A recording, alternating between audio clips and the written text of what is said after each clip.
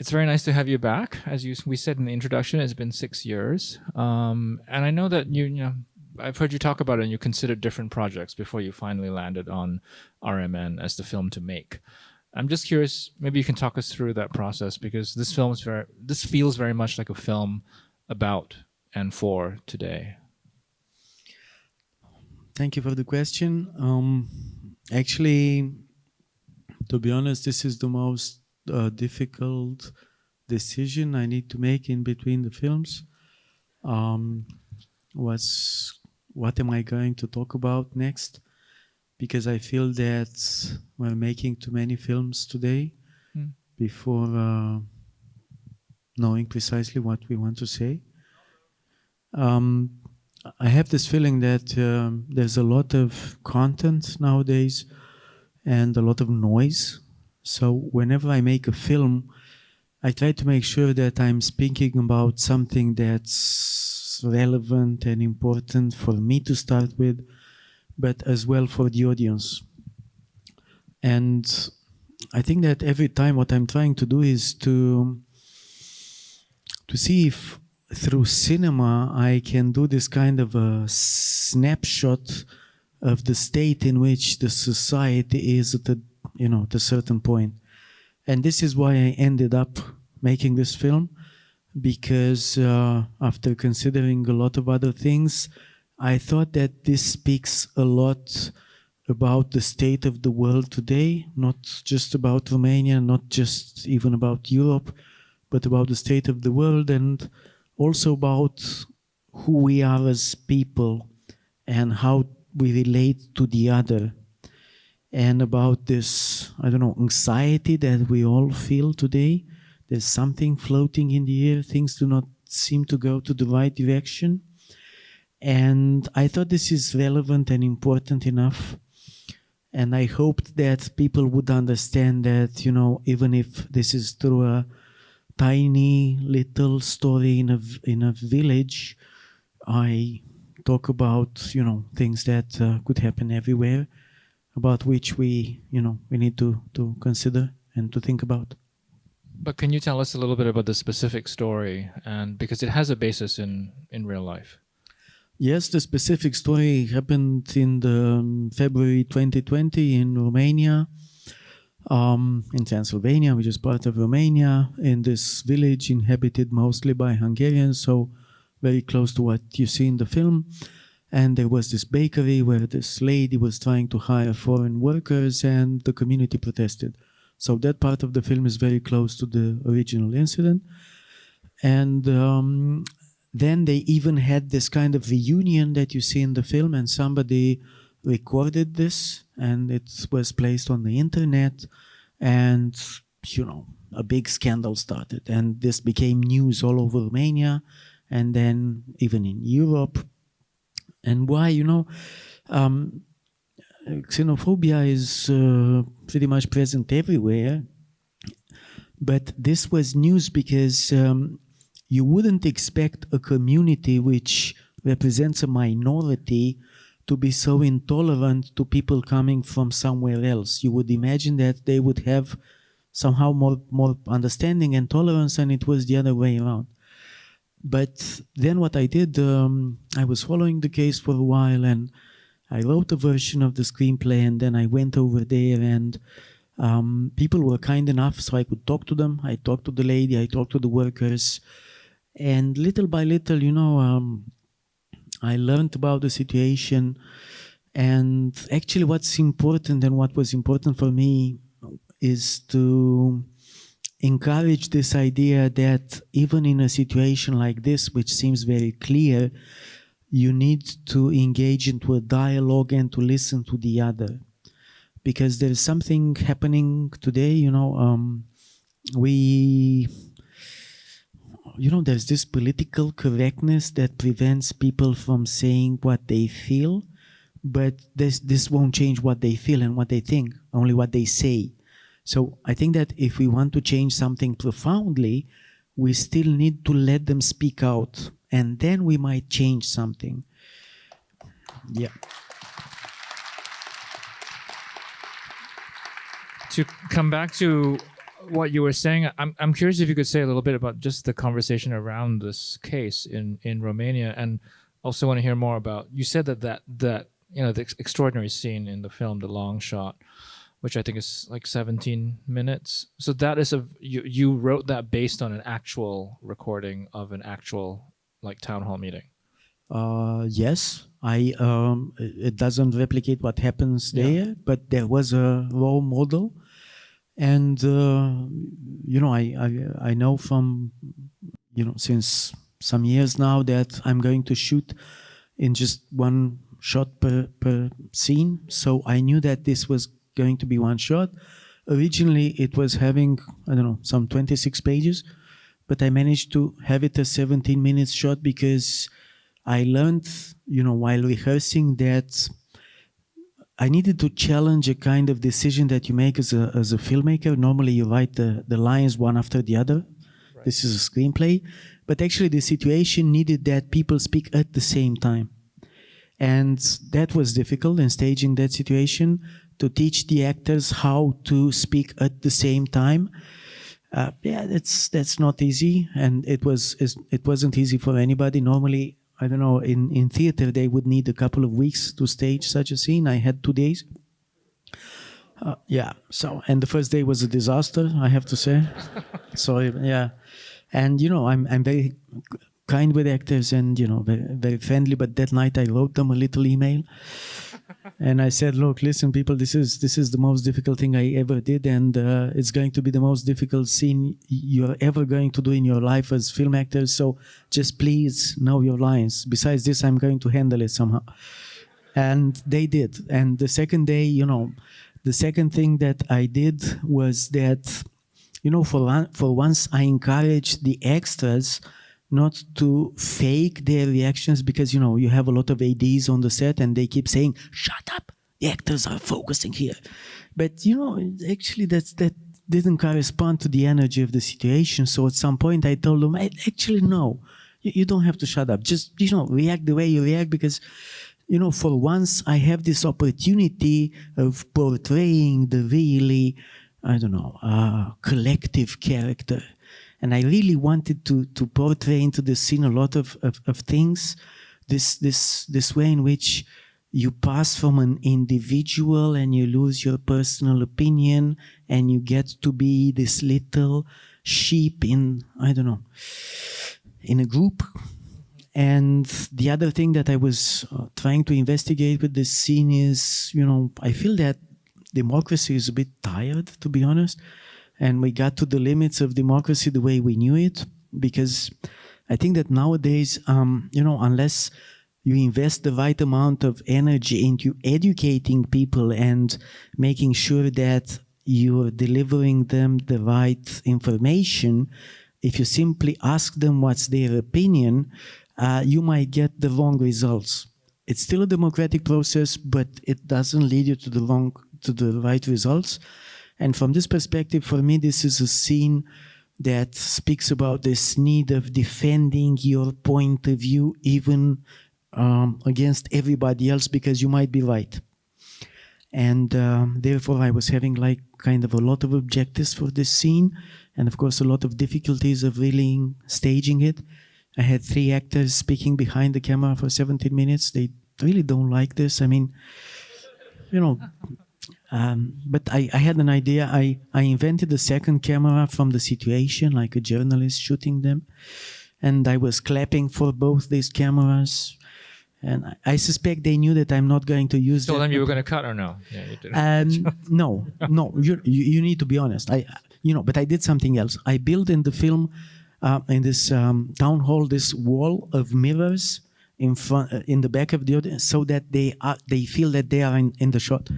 Of course, this was a huge nightmare for me as well, because at the end of this shot, because I let all the extras shout, for once I had to be, very physical and gestural in directing. So I got on an Apple box, and I was standing on this Apple box behind the camera, and for once I was conducting like a conductor of an orchestra, because, I needed the right rhythm of their reactions for each situation. So I was cueing them, when to react, how much, who's going now. And I felt I was doing very good. But every time, the AD was coming and telling me, we see your hand in the mirror. So, yeah. So, sometimes directing is something else than you imagine. It's not just conceptual. So you said 2 days for that. How many takes? Just 23 takes. Listen, if you shoot just one shot per take, that's not much. I have shots in this film where we had 40 takes. Everything is precise. Everything is written down. The choreography of everything is fully to the, there's no way. And there's a freedom coming for the actors once everything is precise. And then they can really express what, I don't know, the situation, and not focus and think for a second to what they have to do or say.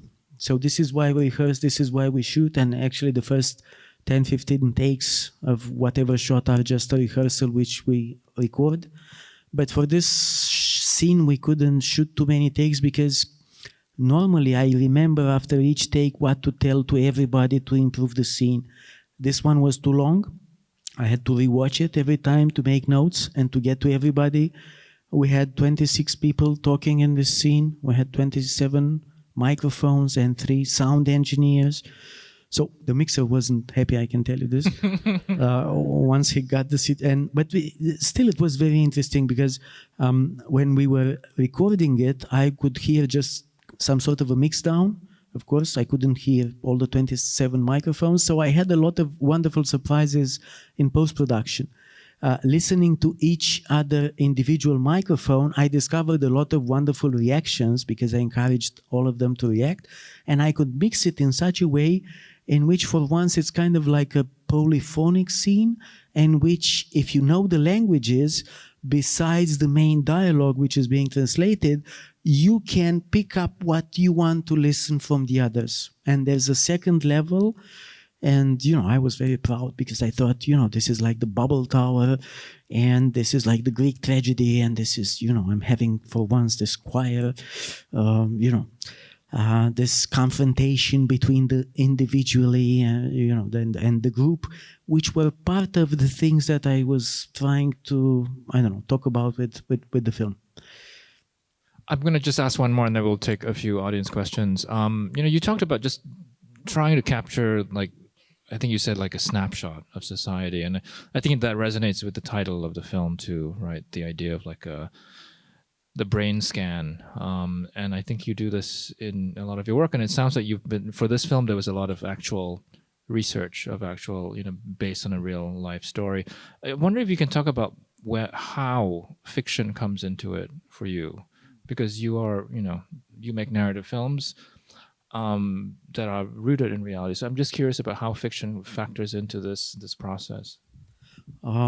Actually, I keep reading a lot of press.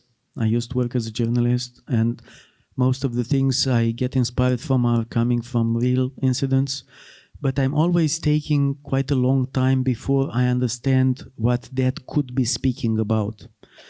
And this is where the fiction is coming, because I don't know if this is good or wrong, but this is the way I do. I want that my films speak about something precisely somehow. I just don't improvise and hope this will have a meaning. I need to make sure that the film crosses those situations in which some of this meaning would be clearly supported by the situations and understood as such by the audience, which is, for this decision I'm quite detested by some people, especially film critics, who consider that I don't let enough improvisation into these films. But it's just a different way of thinking. And therefore, for this situation, for example, after I investigated it and talking to these people, I fictionalized 2 basic things. The main 2 characters did not exist. and I removed the situation from just being in a minority, and just, I thought it's fairer that this kind of xenophobia belongs to people of other ethnicities as well, because this corresponds to reality for me, and because responsibility is individual. You are not to be judged for a decision which is made by a group in which you are part for your color and religion or skin or whatever. And the film wanted to speak a lot about this.